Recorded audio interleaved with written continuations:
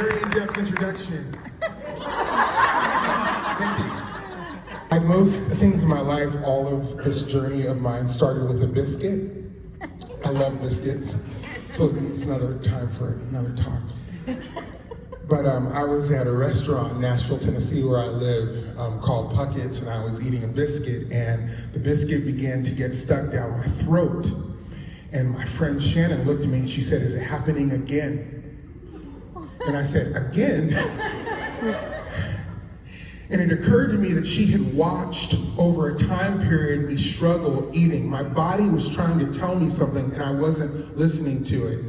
As an aside, I want to say this. Listen, friends, our bodies are trying to tell us things all the time, and sometimes we have to take the time to stop and listen. And on top of that, I'm a black man in America, where we don't always put our health at the top of the list of things that we're supposed to focus on because of the history in which we've grown up in, but that's another time. And on that day, there was something about how she said again that forced me to go, "Tyler, you need to really pay attention to this." And so I went to my doctor. She sent me to a gastro guy who was actually really, really horrible. He scanned my body and then let my scans sit there for about a week. I had to go and grab them from him because he didn't want to tell me what he saw. Again, black people in America, we have a history of individuals looking us dead in the eye and not believing that we see and feel what we actually see and feel. I went and I got those scans. I took him to another doctor. That friend said, "I have a friend who needs to see these now. Don't biopsy, don't do anything. Go to the doctor tomorrow." And I went. My friend Shannon and I, the biscuit girl, we drove up together. And as we're driving up to this doctor's office, she hits me on the arm and I look over and she is genuinely mad.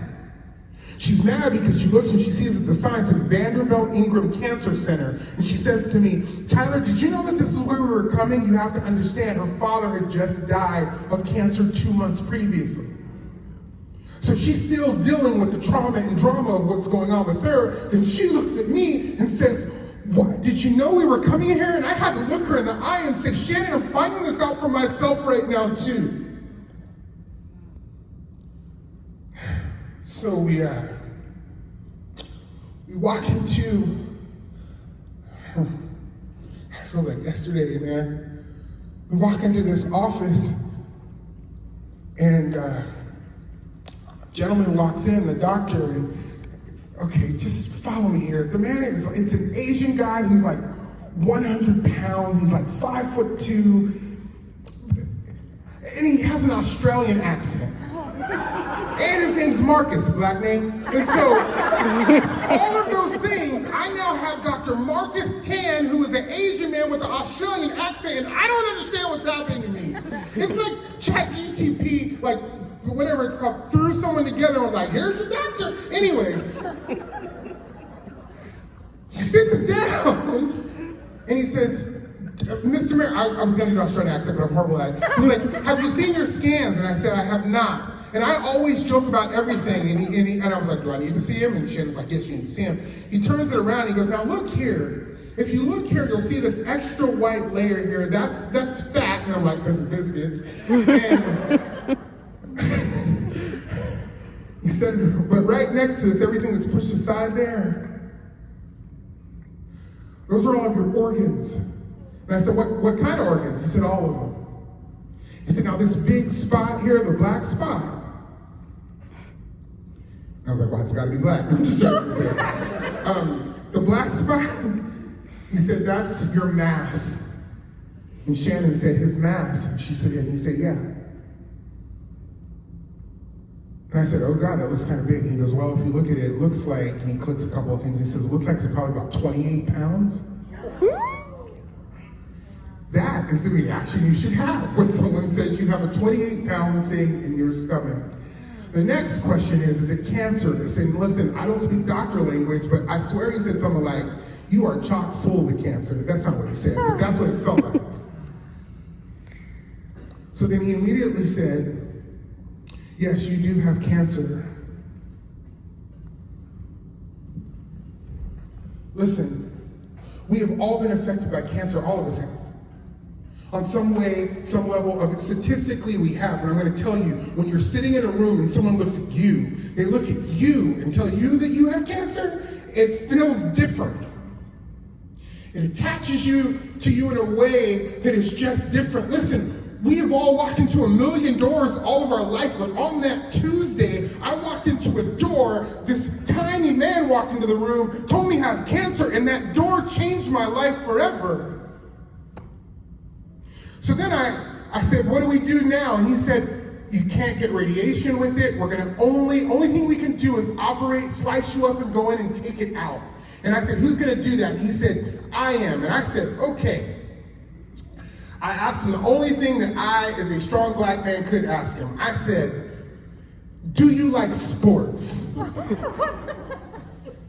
And he said, of course I like sports, in his Australian accent. And I was like, okay, cool, because I'm about to make a Michael Jordan analogy and try to be like, are you the Michael Jordan of this thing? And I said, do you like sports? And he said, yes. I said, what's your favorite sport? And he said, cricket. Now, I want to remind y'all, at the time, I was still black. So I knew as much about cricket as y'all do, is what I'm trying to tell you.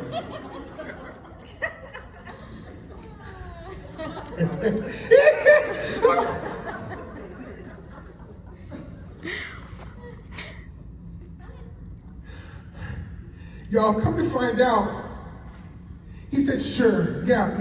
I said, I'm trying to make the analogy about Michael Jordan. He's like, there is somebody in cricket that's kind of like Michael Jordan. His name is the Don. And I was like, well, are you the Don? He was like, yeah, I'm the Don. I said, okay, how many of these surgeries has he done? And he said, 4. I said, oh, God. I was like, yes, 4 is better than none. And he said, yesterday. And I was like, my dude! My dude! That's the kind of energy I need. Why are you open with that?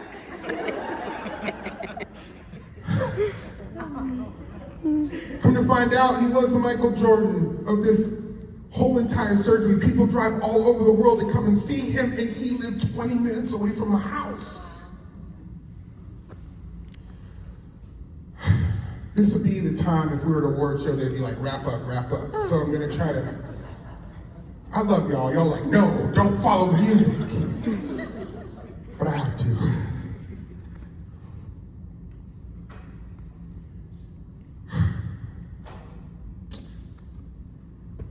Dr. Tan ended up doing the surgery, and there's a lot more involved, all of it, and it's in my book that changes everything. But I would like to tell you that everything was fine. And we just had the surgery and it was all good. The truth was, my mama had to come in town and take care of me and stay with me for the time. My mom's the best person in the world. I hope you read about her. You're gonna love her. She is the best in the world. Call your moms if she's still around, y'all.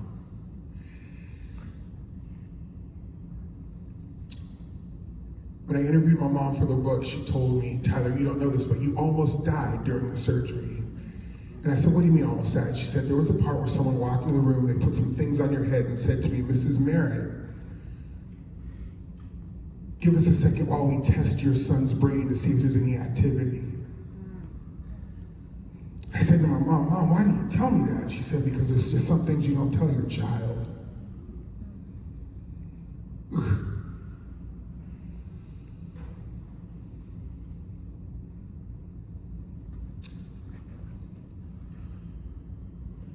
It took a long time, but I started to get better. And in that better time is where I began to learn about resilience. And I want to tell you all something that you may not get to hear every day, but hear it from me on this Monday evening. Hear me when I tell you, friends, you are more resilient than you think. You are more resilient than you think.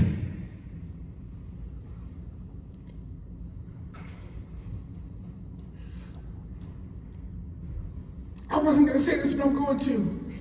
In 2016, I locked myself in my room because my candidate lost an election, and I ate chocolate cake from KFC for 4 days straight. KFC has chocolate cake.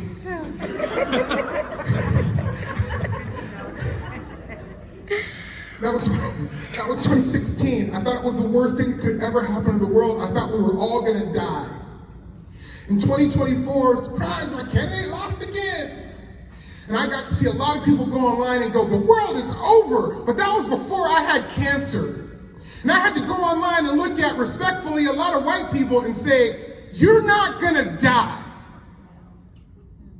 I'm a black man in America and done seen some things. We're gonna be all right. It may not feel like it, but I felt that before. But you're gonna be okay because we are more resilient than we think. You are stronger than you know. You can fight harder than you thought. It is in your spirit.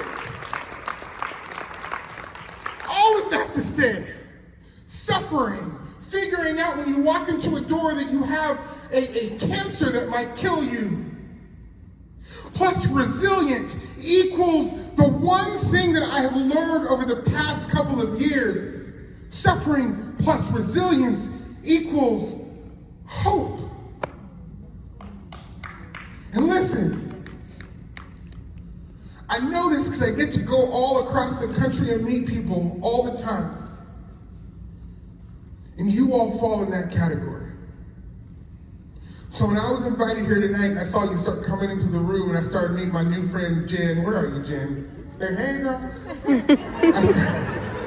I started meeting my new friends, and I started looking at you all. We're talking about education, and I thought to myself, God, all the students that I get to see, and how great of hands they are in. They are in your hands. And then it occurred to me, listen, if you have ever asked yourself, who was going to come and save us? Surprise, it's you. You are doing the saving right now. And that saving brings someone like me hope. So thank you. Thank you for being that thing that equals hope. That hope is you. You are my hope. And I appreciate that greatly. I don't say it loosely. I don't say it slightly. I say it like if you don't hear anything else this whole entire convention, you need to get back on a plane and think to yourself, if there is hope out in the world and I'm going to find it, look in the mirror because that hope is you. And I want to thank you so much for that. For this old, beautiful black, I'm really attractive in real life. I don't know if you've noticed. I'm ridiculous. Why do they let me talk?